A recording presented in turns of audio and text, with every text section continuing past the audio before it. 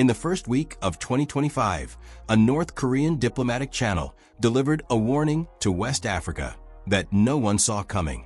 The message was blunt. Any foreign-backed military intervention protecting coup plotters in Togo could trigger consequences severe enough to destabilize the entire region. The target wasn't abstract. It was one man, Paul-Henri Damiba, Burkina Faso's former military leader, now accused of orchestrating an assassination plot against Captain Ibrahim Traoré from exile in Lomé. What began as a failed coup attempt inside Burkina Faso has escalated into a geopolitical standoff involving French military agreements, alliance of Sahel states solidarity pacts, and now, unexpectedly, Pyongyang. This is the story of how a single extradition dispute became a flashpoint for sovereignty, foreign influence, and the violent reshaping of West African power. The crisis didn't emerge from nowhere. In late 2024, Burkina Faso's military intelligence uncovered what they described as a coordinated assassination plot targeting Captain Ibrahim Traoré and 19 of his top military and intelligence officials.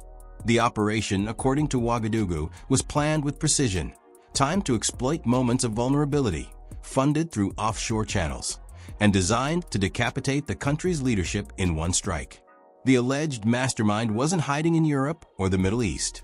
He was in Lomé, less than 500 kilometers from Ouagadougou, living under the protection of Togolese authorities. That man was Paul-Henri Damiba, the very officer who had overthrown Burkina Faso's civilian president in January 2022, only to be removed by Traoré himself 9 months later. Damiba's flight to Togo after his ouster had been quiet, almost diplomatic. But now Burkina Faso was accusing him of something far more dangerous, using Togolese soil as a staging ground for regime change. Burkina Faso's government formally demanded Damiba's extradition in December 2024. The request was detailed, supported by intelligence files, communications intercepts, and testimonies from detained suspects inside Burkina Faso, who allegedly confessed under interrogation. Ouagadougou framed the extradition as a matter of national security and regional stability. Togo's response was silence. Weeks passed. No official acknowledgement. No diplomatic meeting. No handover. The refusal wasn't just bureaucratic delay. It was a calculated decision, and Burkina Faso interpreted it as complicity. In Ouagadougou's view, Togo wasn't simply harboring a political exile.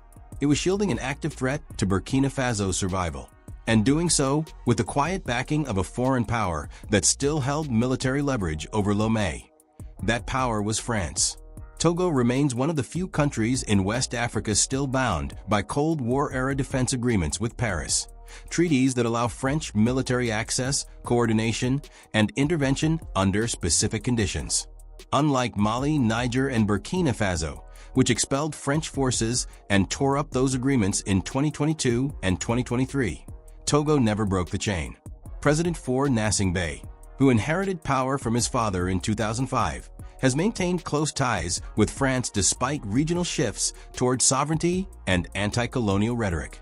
For Burkina Faso, this made Togo a strategic liability, a country still operating under the influence of the very foreign actor the Sahel was trying to eject. And in this context, Togo's refusal to extradite Damiba wasn't just a legal issue. It was a geopolitical statement. Burkina Faso began to view the situation not as a bilateral dispute, but as a coordinated trap, one where Damiba was the bait, Togo was the pressure point, and France was the hidden hand pulling the strings. The logic Ouagadougou applied was sharp. If Togo handed over Damiba, Burkina Faso could neutralize a direct threat and close a dangerous chapter. But if Togo refused, Burkina Faso faced an impossible choice. Either accept that coup plotters could operate with impunity from neighboring soil, or take unilateral action to retrieve Damiba by force, which would almost certainly trigger a regional crisis and possibly French retaliation under the defense agreements. In this reading, the entire standoff was designed to corner Traoré, forcing him into either weakness or recklessness, both of which could be exploited. This is where the stakes become clear. Burkina Faso wasn't just dealing with a rogue exile.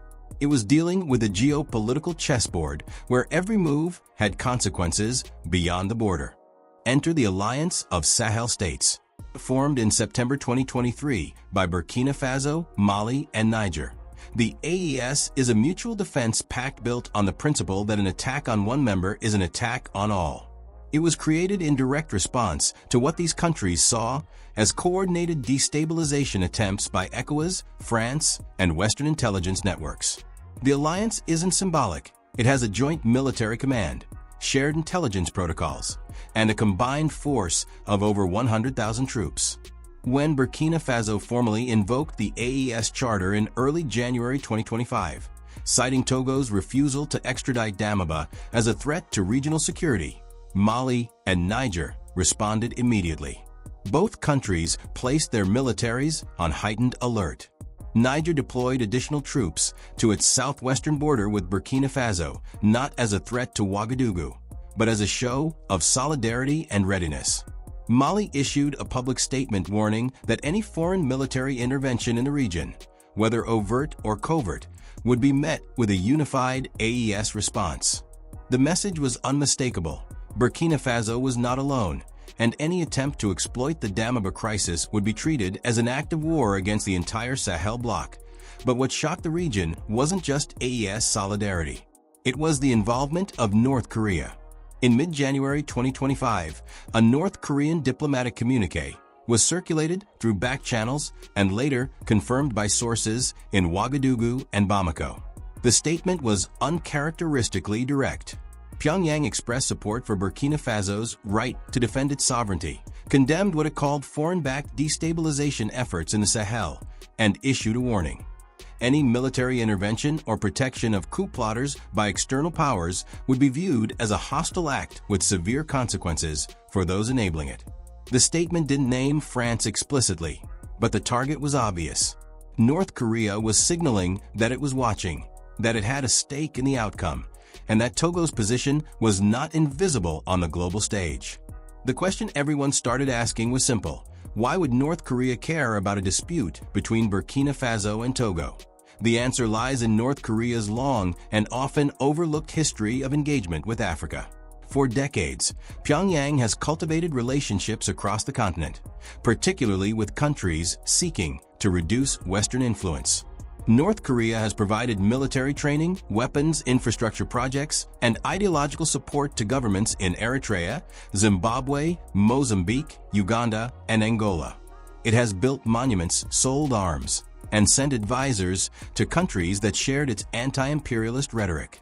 The relationship is transactional, but it's also strategic. North Korea sees Africa as a theater where it can build alliances, challenge Western dominance, and project influence without triggering direct confrontation with the United States or its allies. The Sahel, in this context, is particularly attractive. It's resource-rich, geopolitically contested, and increasingly hostile to French and American presence. Burkina Faso, Mali, and Niger represent a new generation of African leadership willing to reject Western partnerships and explore alternatives: Russia, China, Iran, and yes, North Korea. Reports began to surface in late 2024 that North Korea had been quietly expanding its presence in the Sahel. Intelligence sources indicated that North Korean military advisors were operating in Burkina Faso and Mali, providing expertise in asymmetric warfare, counterinsurgency, and security infrastructure. There were unconfirmed claims of arms shipments, technical training programs, and even intelligence sharing agreements. Pyongyang's interest wasn't altruistic. It needed allies, revenue streams, and leverage points in global politics. The AES offered all three. By backing Burkina Faso in the Damiba crisis, North Korea wasn't just supporting a regional ally. It was sending a message to the West that the Sahel was no longer a closed system where France and the United States could operate without opposition. It was opening a new front in the global struggle over influence, and doing so in a way that was cheap, low-risk, and symbolically powerful. The inclusion of North Korea in the narrative transformed the Damiba standoff from a regional dispute into an international incident. Suddenly, this wasn't just about Burkina Faso and Togo. It was about whether France would defend its client state under military agreements. It was about whether ECOWAS would respond to AES mobilization. It was about whether the West would allow a North Korean-backed alliance to dictate terms in West Africa. And it was about whether Traoré could afford to back down without appearing weak, or escalate without triggering a conflict that could consume the region. For Traoré, the calculus was brutal. If he did nothing, he signaled to every disgruntled officer, every foreign intelligence network, and every opposition group that Burkina Faso's leadership could be plotted against with impunity. He would be seen as incapable of protecting his own government, and future coup attempts would be inevitable. But if he acted unilaterally, sending forces across the border, conducting a raid, or applying military pressure on Lomé, he risked triggering Togo's defense agreements with France, pulling ECOWAS into the crisis, and potentially facing international sanctions or even military retaliation. The AES could back him, but that would likely mean a wider war. North Korea could issue warnings, but it couldn't deploy forces to West Africa. Traoré was caught between demonstrating strength and avoiding catastrophe, and every option carried existential risk. Togo, meanwhile, found itself in an impossible position. Lomé didn't ask to become the center of a Sahel power struggle. For Nassing Bey's government had maintained relative stability for nearly 2 decades by balancing relations with France, ECOWAS, and neighboring countries. Handing over Damiba would satisfy Burkina Faso, but could set a precedent that undermined Togo's sovereignty and made it look like a tool of regional pressure. Refusing to extradite him protected Togo's legal independence and signaled that Lomé wouldn't be bullied. But it also made Togo a target for AES retaliation and positioned the country as an obstacle to Sahel unity. If France intervened militarily to protect Togo, the situation could spiral into open conflict. If France stayed silent, Togo would be exposed, and Nassing Bey's government might face internal backlash for dragging the country into a crisis it didn't start. France's role in all of this was the ghost in the room. Paris has spent the last 3 years watching its influence in West Africa collapse. The expulsion of French troops from Mali, Burkina Faso, and Niger was a humiliation. The rise of Russian mercenaries, Chinese infrastructure investment, and now North Korean military advisors represented a complete inversion of the post-colonial order France had spent decades maintaining. Togo was one of the few places where French leverage still existed. Defending Togo's position, even indirectly, would send a message that France still mattered in the region.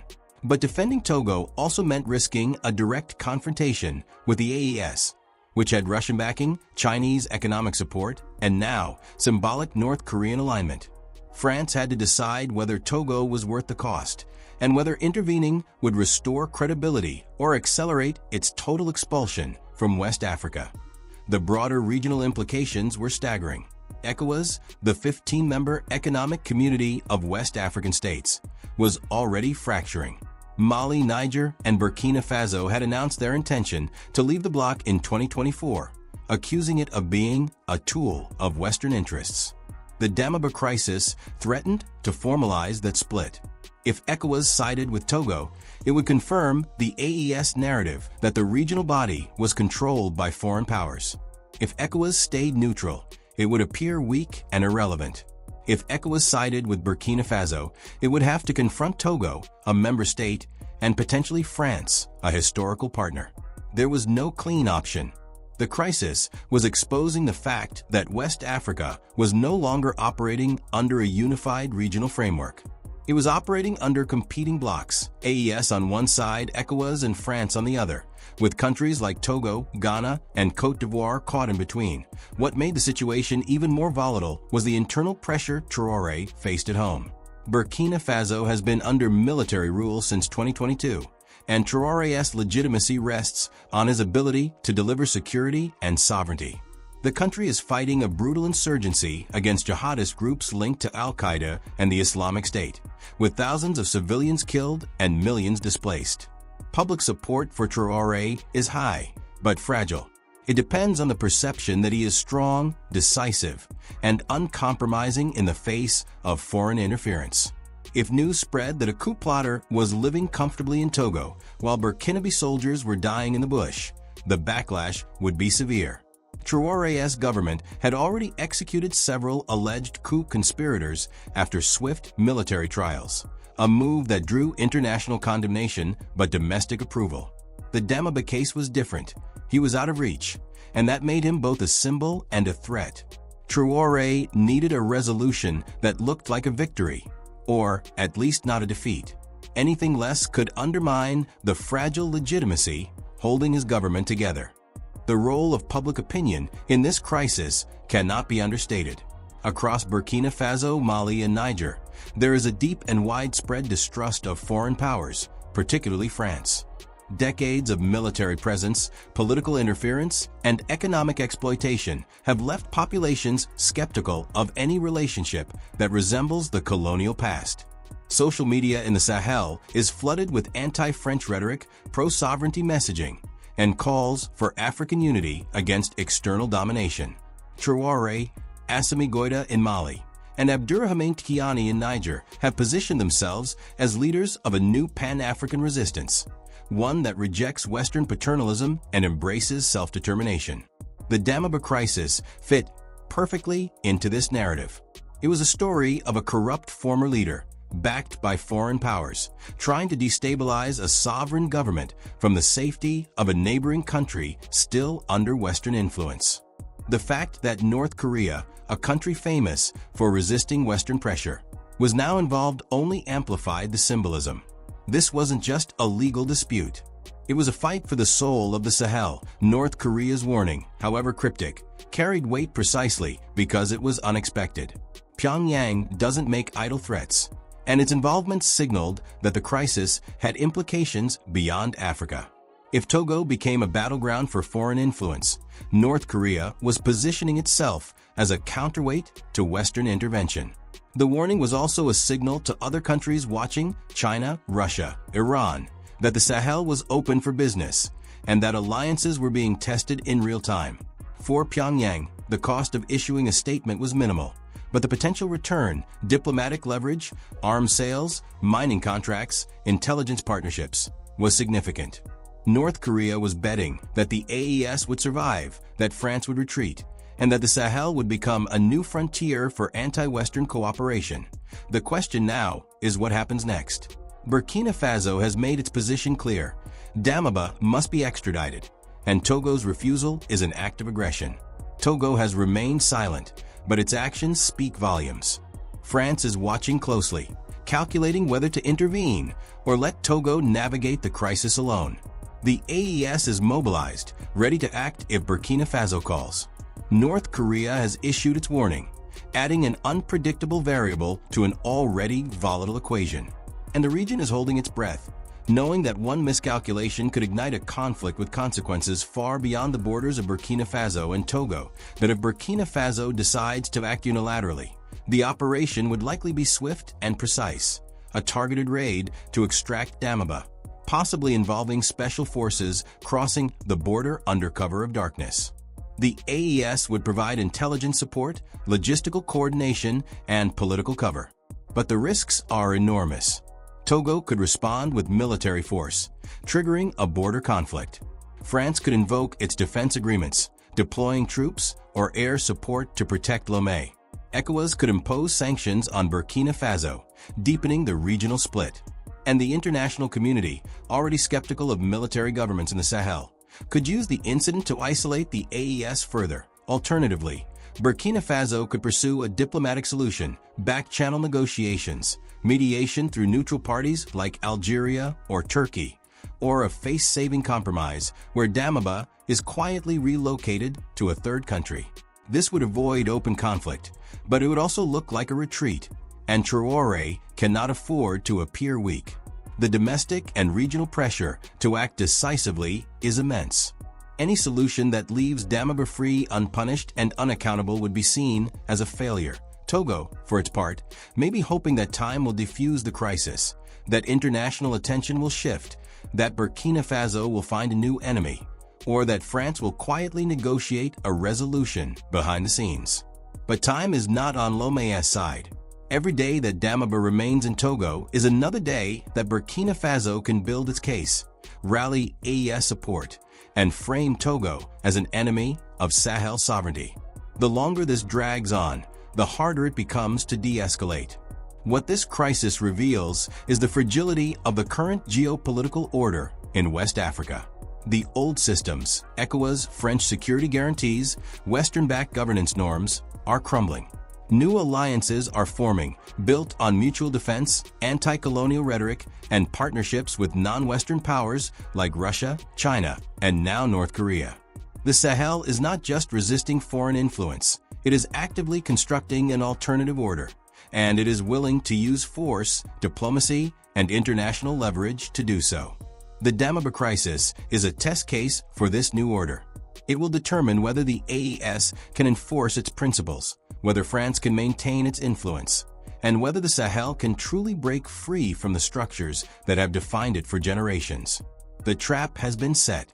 Traoré must decide whether to spring it, knowing that the consequences could reshape the region for decades. Togo must decide whether to stand firm or bend, knowing that either choice carries risks it may not survive. France must decide whether to defend its last foothold or accept that the Sahel has moved beyond its reach. And North Korea, watching from across the world, has made clear that it sees opportunity in the chaos. This is not just a dispute over one man. It is a struggle for sovereignty, power, and the future of West Africa. What happens next could redefine the region or ignite a conflict that no one is prepared to control. Claude is AI and can make mistakes. Please double-check responses.